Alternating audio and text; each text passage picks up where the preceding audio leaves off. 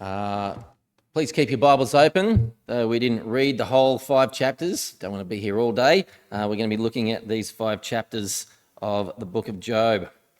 In 2002, baseball manager Billy Beane took the Oakland Athletics all the way to winning the Western Division of Major League Baseball, despite having a budget half the size of most of his rival teams. Now, he did this using what's called sabermetrics. What is sabermetrics? It's where you look at the analytical data of each player and try and figure out who are the best players that we can have. Now, because Beane didn't have a big budget, he couldn't afford the big hitters. And so he ignored the analytics of things like batting average or, base stealing skills.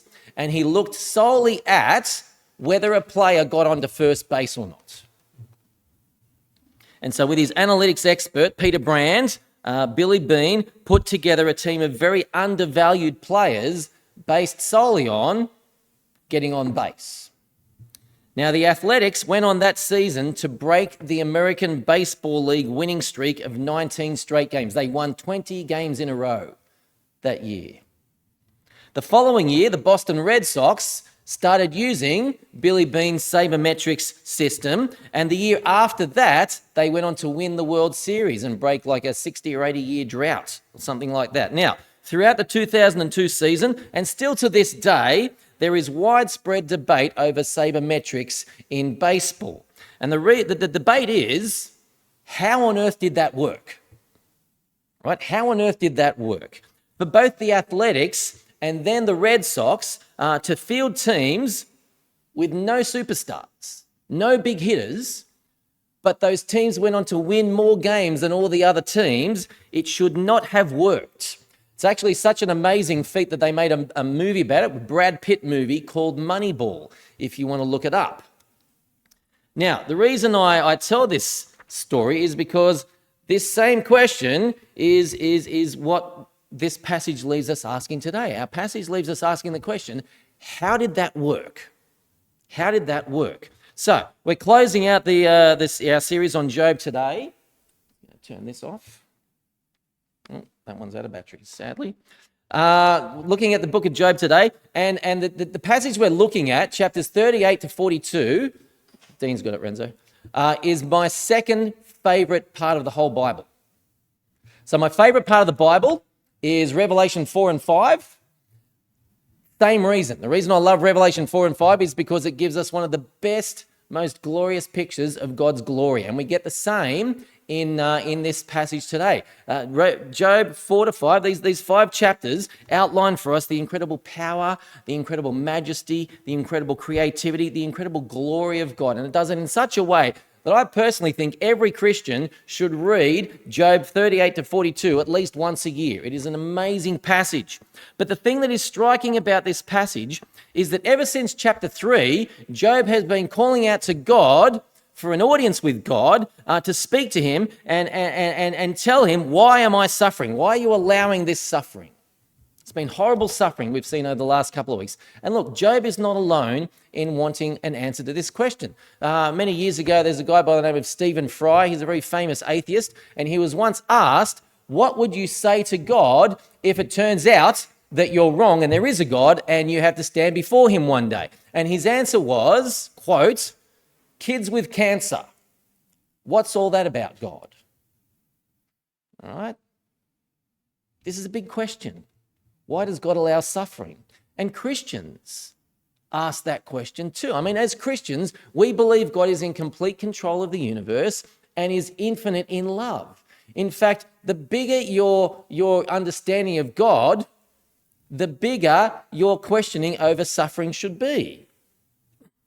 Right? Why does God allow this kind of suffering in the world? Is it because you can't save us from suffering, Lord, or because you don't want to? And Job has spent some 35 chapters calling for an audience with God. And then in Job chapter 38, in the words of Forrest Gump, God shows up. Yet instead of answering Job's question, God spends 4 chapters berating Job. And do you know what happens at the end of this dressing down? Job is transformed. right? His anger is gone. And he goes back to serving the Lord. And so like sabermetrics in baseball, we're left asking, how does this work? Well, that's what we want to look at today. That's what we want to find out. How does being told off by God after going through a horrible series of suffering, how does that transform Job in one of the greatest servants who ever lived? And I've got 3 points to help us figure this out today. You can see that on your sermon outline. We're going to begin by looking at what God says to Job. That's point 1. We're then going to tackle this question of how does it work? How did that work? Point 2. And then we're going to conclude with our application, which is how to respond. Point 3. What I mean is, how do we respond when suffering comes knocking?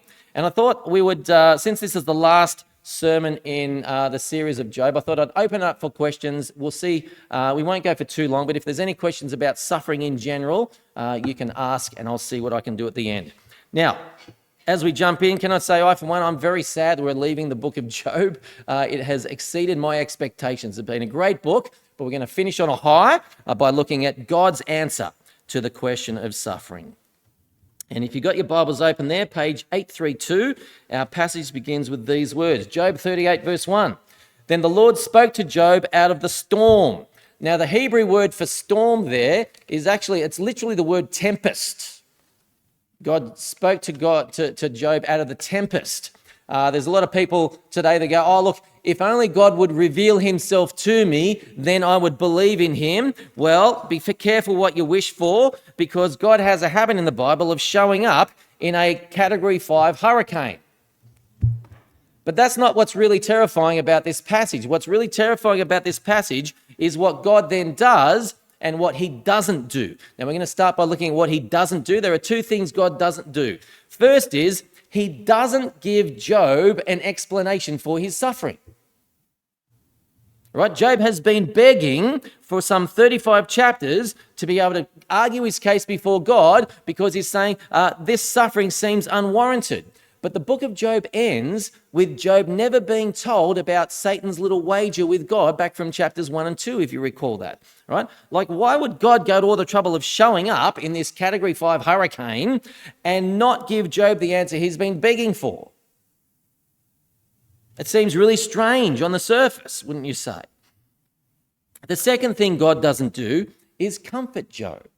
Like we saw this a couple of weeks ago. One of the main things we need to be able to get through times of suffering is comfort. And that includes comfort from God. But there's no, I'm so sorry you're going through this, Job, in this passage. There's no, is there anything I can do to help, Job? There's no, I want you to know that I'm walking through this with you, Job. Instead, what God does do is he spends 4 chapters hammering Job.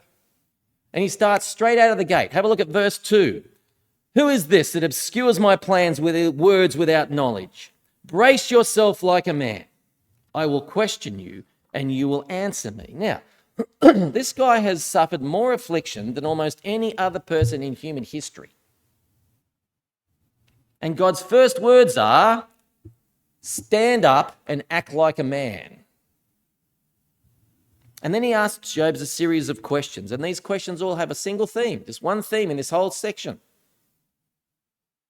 Can you compare to me? That's what God is asking in these chapters. Can you compare to me? And he does it through a whole bunch of ways. So first he starts by talking about creation. Have a look at verse 4. Were you there when I laid the earth's foundations? Tell me if you understand. Who marked off its dimensions? Surely you know. Were you there, Job, millions of years ago when I created the heavens and the earth? When I burst into existence out of nothing? Was it by your power that the universe was created? Then in verses 12 to 35, he talks about seasons and weather patterns. Have a look at verse 35. That's my favorite. Where is it? He says, can you raise your voice to the clouds, cover yourself with a flood of water? Do you send lightning bolts on their way? Do they report to you, here we are? He then goes on to talk about animals. He talks about the rooster, the lioness, the ravens. Then over in chapter 39, the mountain goats, the bear, the wild donkey. And then in verse 19, he talks about the horse up the top of the page. Do you give the horse its strength or clothe its neck with a flowing mane? Now, the point of all this is to say, who do you think you are, Job? to question my plans. Now, by chapter 40, Job gets the message. So if you've got chapter 40 there, have a look at verse 3. Then Job answered the Lord, I'm unworthy. How can I reply to you? I put my hand over my mouth. I spoke once, but I have no answer. Twice, but I will say no more. And do you know what God then says to him? He says, I'm not finished yet, punk. And he continues berating him. Verse 12. He says, how dare you question my justice? Chapter 40, verse 12. Look at all who are proud and humble them. Crush the wicked where they stand. Bury them all in the dust together. Shroud their faces in the grave. Then I myself will admit to you that your own right hand can save you. All right? And then he goes on to talk about the behemoth. We think that's the elephants. Right? He talks about another animal, and then he talks about the leviathan, which we think is the crocodile. Have a look at what he says about the crocodile. This is my favorite. Chapter 41, verse 5. Can you make a pet of the crocodile like a bird, put it on a leash for the young women of your house? Then verse 8, I love it. If you lay a hand on it, you will remember the struggle and never do it again. Now, what God is saying in all of this is, you are not God. You're not even close to God. And as such, you know nothing about how this universe works. So how dare you, Job, darken my counsel with words without knowledge? Job 38, verse 2. Now, if you're anything like me, you're probably thinking, man, that is quite harsh. I mean, Job has just been hammered more than almost anyone in human history, and he's crying out very, I think, justifyingly, what's going on, Lord? Please help me. And what God does is he shows up and tells him off. Talk about kicking a guy when he's down. But that's not the most shocking part about this passage. The truly shocking part about this passage is it works. Flick over to chapter 42, start at the top. Then Job replied to the Lord, I know that you can do all things. No purpose of yours can be thwarted. You asked, who is this that obscures my plans without knowledge? Surely I spoke of things I did not understand, things too wonderful for me to know. Then down verse 5, my ears had heard of you, but now my eyes have seen you. Therefore I despise myself and repent in dust and ashes. So here's the $1 million question. How on earth did this work? See, on the surface, it looks like God did everything wrong. Instead of comforting Job in his suffering, he kicks Job when he's down. Yet Job is transformed. His anger is gone. His complaining is gone. And he actually reverts back to where he was in chapter 1, repenting of everything he's done wrong. That's what he says in verse 6. And then he goes on in verses 7 to 9 to continue to serve the Lord. God tells him, you're going to pray for your friends. So Job says, okay, I'm going to pray for my friends. How did this work? Well, the reason it worked is because God has reminded Job that God knows better than him. It's a really important lesson for us humans to think, to be reminded of. You see, we have a tendency of humans to think, oh, look, I've been on this earth at least 25 years now, at least 50 years now, at least 75 years now. And we think, well, I know better than God, who's been around for eternity years. Psalm 139 says, God knows everything there is to know about you and me. He knows more about us than we know about ourselves. Like, have you ever had a thought or you've said something that just really surprised you? You thought, oh my goodness, I can't believe I just said that. We surprise ourselves. You ever done that? Guess what? God was not surprised by that. He knows everything about us. But even more than that, God knows every single possible option that could play out in our world. Now, what do I mean by that? There's a movie, Nicolas Cage movie from many years ago called Next. And Cage's character has this ability to see 2 minutes into the future, but he doesn't see 2 minutes into the actual future. He sees 2 minutes into every possible future depending on what he does in each situation. Now, mostly he uses it for gambling, but there's this one scene where he wants to get a girl's attention. The problem is there's a scumbag bothering the girl. And so he goes through in his mind every scenario where he can beat this guy up in funny different ways, but in every scenario, the girl is disgusted by him and walks out. The only scenario in which he gets the girl is if he lets the guy punch him. And so he does. Now, in Matthew chapter 11, Jesus says, if the miracles that were performed in Capernaum had been performed in Sodom, the people of Sodom would have repented. You see, God knows each outcome of every scenario. He knows everything about everything. And we don't. And this is why God's lecture on Job works. God is not actually being overly harsh here. He's telling Job, look, the reason you are having such a hard time is because you think you know enough to judge me. You think you are competent enough to judge me. He thinks he knows more about how the universe works than God does. Now, if you only take one thing away from today, this is the main point of this passage, right? This is what we take away. If there is a God who created a universe too big for us to see, made up of particles too small for us to see, then he knows more than you and I do. Now, if there's no God, then there's no need for us to complain about suffering at all. We're just one big cosmic accident, right? But if there is a God, then he knows more than you and I do. Right? Where were you when I created the heavens and the earth? And the way it helps is this. It limits our misery in suffering. Knowing that God is the one that knows everything limits our misery in suffering. Now, how does that work? How does it limit our misery in suffering? Look, suffering is going to produce misery. The Bible doesn't hide that fact. It tells us suffering is hard. It is miserable. And it says we should grieve over our suffering. Job grieves in Job chapter 1. He does nothing wrong, but he's grieving his suffering. He tears his clothes. He shaves his head, all right? But the moment we start to second guess what God is doing, the moment we start to question God's plans and purposes, what we do is we add a whole new level of misery to our suffering. We add worry. We add anxiety. We add turmoil. We think, what is God doing? He's not doing the right thing. It adds to our misery.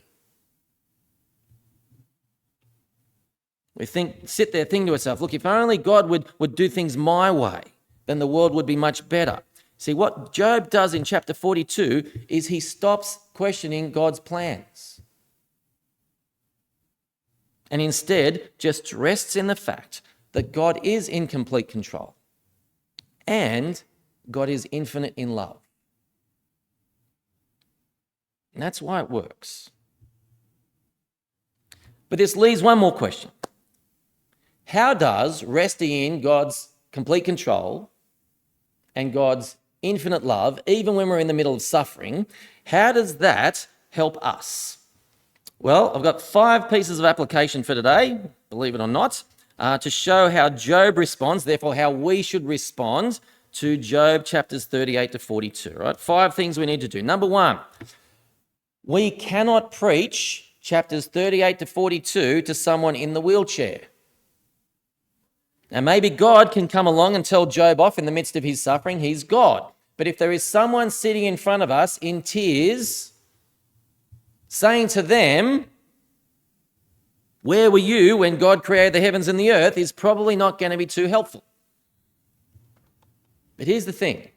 While we can't preach Job 38 to 42 to someone else, we can preach it to ourselves when we are suffering. Now, this is not easy. It means being tough on ourselves. But when we are tempted to question God's plans, we need to remind ourselves either there is no God, therefore there is no reason for us to complain, or there is a God and there is no way my knowledge is as good as his. And reminding ourselves of that, it helps us stay in our lane. All right? It is not our job to organize the intricacies of the universe. That's God's job. Our job as creatures is to deal with whatever suffering God has put before us. So rather than add another layer of anxiety and misery to our worries, let's stay in our lane and leave the intricacies of the universe to God. So that's the first thing. The second thing we do is we remind ourselves that every piece of suffering is a test.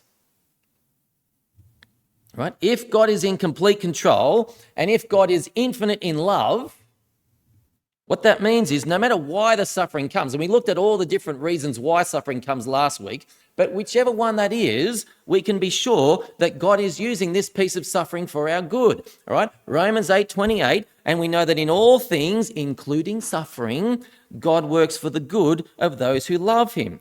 But here's the thing. If suffering is being used for our spiritual growth, right? This is what we need to remember. What that means is God cannot tell us the reason for our suffering. This is why the book of Job ends with Job never figuring out the why. Okay? The point of a test is to help us grow. When I was at uni doing engineering, we had a lecturer who 2 hours before an exam one time, he left a pile of papers with all the answers to the exam just outside his office door, just in case some students stopped by. Now, I'm thankful that I didn't actually learn about that until after the exam, because if you have the questions, so if you have the answers before the test, then it's not really a test. So what that means is, if God tells you and I the exact reason for our suffering, then we don't have an opportunity to pass the test. And that's why Job is never told why he's suffering. It would never give him the opportunity to pass the test and become one of the greatest servants who ever lived. Right, so a second piece of application today is rather than complaining about what the master is doing, we need to remind ourselves that there is an explanation for our suffering, even though we may not know it. All right, there is a purpose for our suffering, even though we're not allowed to know it, and we just need to get on with dealing with it. Right, once we've reminded ourselves God is the master and that his purposes are good, number 3 is get on with being a servant. We're not the master, we're the servant. So get on with being a servant. And that's what Job does. So notice, Job's suffering, we were read before, ends in Job 42 verse 10. That's where it all gets better. He's all fixed after Job 42 verse 10. But in Job 42 verses 7 to 9, he continues to serve the Lord. He puts aside his complaining and his anger and he goes about serving, all right? And it is in that moment, this is sort of the high point of the book of Job. In Job 42 verses 7 to 9, Satan loses the bet. Right? Remember the wages Satan made with God in chapter 1 and 2? Job only serves you for the stuff you give him. The whole purpose of this whole book was to figure out if Satan was right or not. Now, how do you determine if someone is a servant or a gold digger, only in it for themselves? Well, you take away whatever it is they value and see if they continue to love and serve God. Yet not only does Job defeat Satan here in verses 7 to 9, it actually points to Satan's ultimate defeat. Verses 7 to 9. That's why it's the high point. You see, verses 7 to 9 point to the ultimate Job, which is Jesus. Jesus is the ultimate innocent sufferer. Jesus is the ultimate intercessor, right? Job intercedes for his friends. Jesus intercedes for his people. And Jesus is also the ultimate servant. You see, when God said to Job, "Obey me," in verses 7 to 9, and then in verse 10, took away all his suffering, God said to Jesus, "Obey me," and then crushed him. Yet it was Jesus' suffering that brought about Satan's ultimate defeat. You know that Satan is no longer able to stand before God and accuse God's people like he did in the book of Job. It's because at the cross, Satan was hurled down to the earth. He is no longer able to accuse us.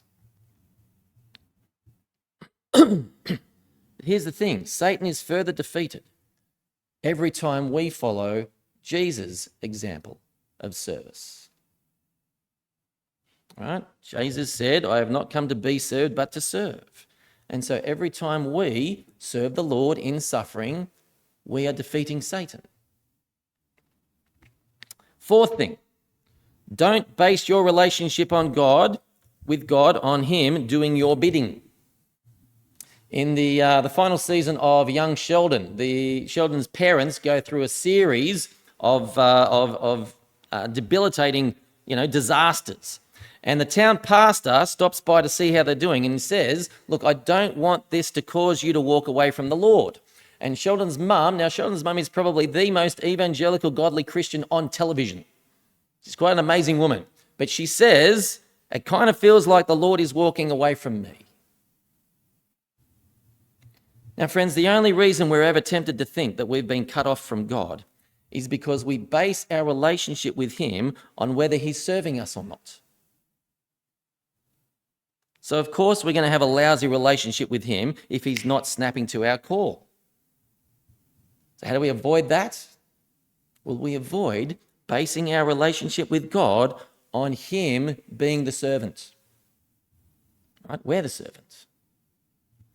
Fifth and final thing, never stop pursuing the Lord. One of the greatest verses in the book of Job is Job 42, verse 8. This is what God says to Job's three friends. Now take 7 bulls, 7 rams, go to my servant Job and sacrifice a burnt offering for yourself. My servant Job will pray for you and I will accept the prayers and not deal with you according to your folly. Here it is, you have not spoken the truth about me as my servant Job has. Now remember, Job has been ranting and raving for some 35 chapters. He cursed the day of his birth. He's been questioning God's justice. He's been filled with self-pity. So how can God say that Job has spoken the truth about him? It's because everything Job did and said was trying to get nearer to God. And so even though Job never learnt the reason for his suffering, he learnt the meaning of suffering. And the meaning of suffering is to draw us closer to God. And that is Job's answer to suffering. And that's why God's speech works. See, when talking about his battle with cancer, John Piper said, suffering doesn't defeat you if it takes your life. Suffering defeats you if it takes your faith. So may we never let suffering or Satan defeat us. May we instead see that the answer to suffering is it's a test. And that test is not to be a gold digger, but to be a servant who never stops trying to get closer to our master. If there are any questions about the Job series or suffering in general, I'll do my best to answer them. Spiro.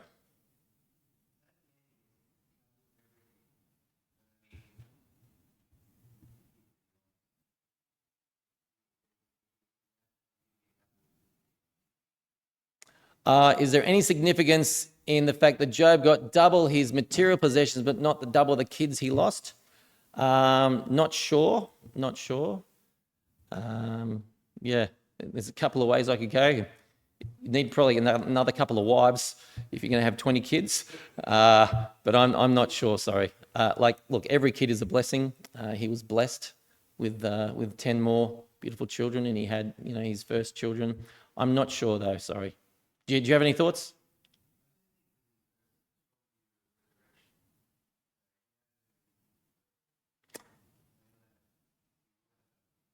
Yeah, that's true. He does have a strong view of the resurrection, and so he knows that the children that were taken from him, he knows where they are. They're with the Lord. Yeah. Thanks, Spiro. Sharon. Sorry, you'll have to speak up.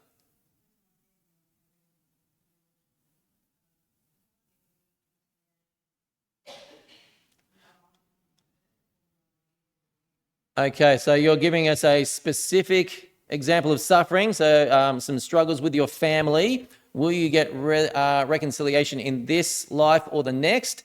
And the answer is we don't know. We can never know. So Job, he was restored, but not everyone is. Not everyone is restored. So, all the apostles, bar one, went to an early violent grave. So they were not restored. They didn't die old in years and full of, prosperity like Job did. And so sometimes we may not get restored like Job did in the book of Job. But if we have our faith in the Lord Jesus, it will all be undone in the next world. And so, yeah, we're not sure, Sharon. So did you want to say something? So like I said today, we probably are generally never told the why. Now, sometimes we can figure out the why, and that is there is a blessing in that, okay?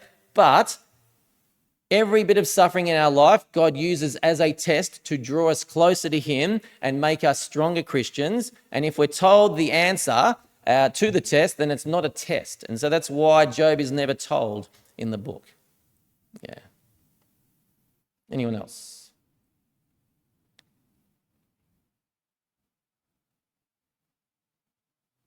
David.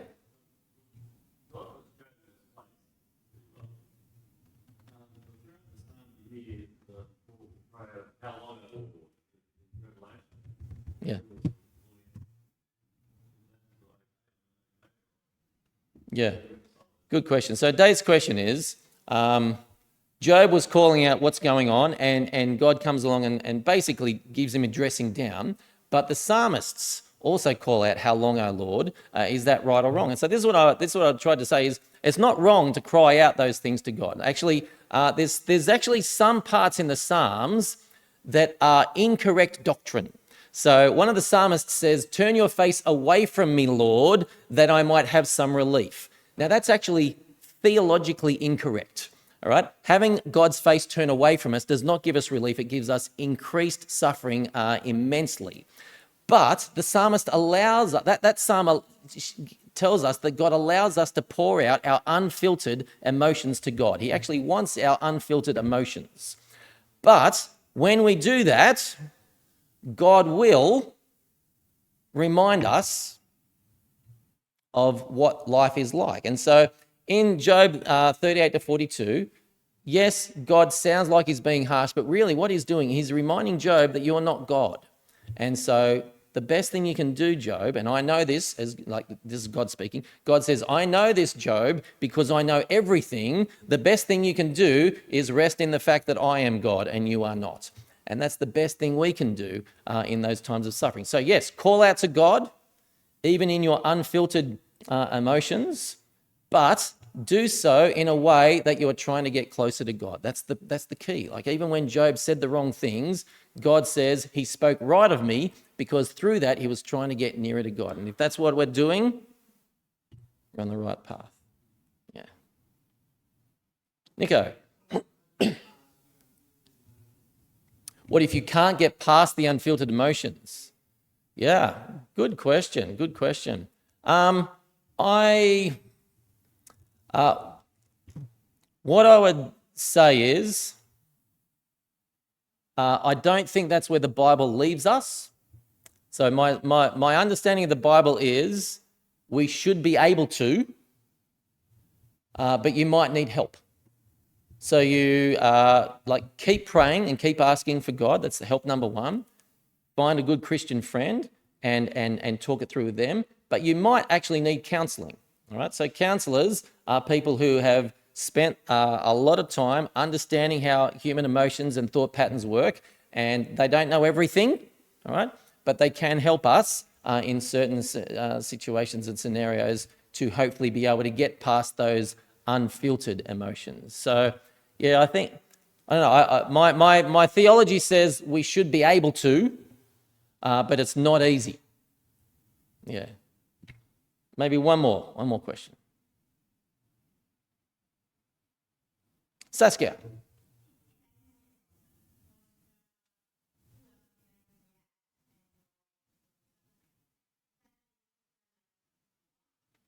Oh, good question. So Saska's question is, if we get angry at God because we don't know what our suffering is for and we don't know who to be angry at, will God then turn our suffering up a notch? And I think the answer is no. But what we see in this passage is we're actually turning our own suffering up. And that's the whole message of Job 38 to 42 is, Job, you're very angry at me, and that's why your suffering is intensified. All right? So God doesn't turn the suffering up as a punishment.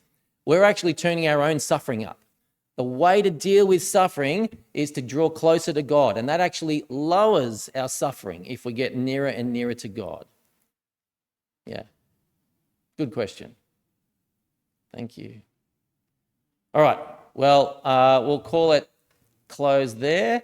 We're going to stand and sing now. There's the Apostle Creed. I'll hand it over to Dave. Thanks.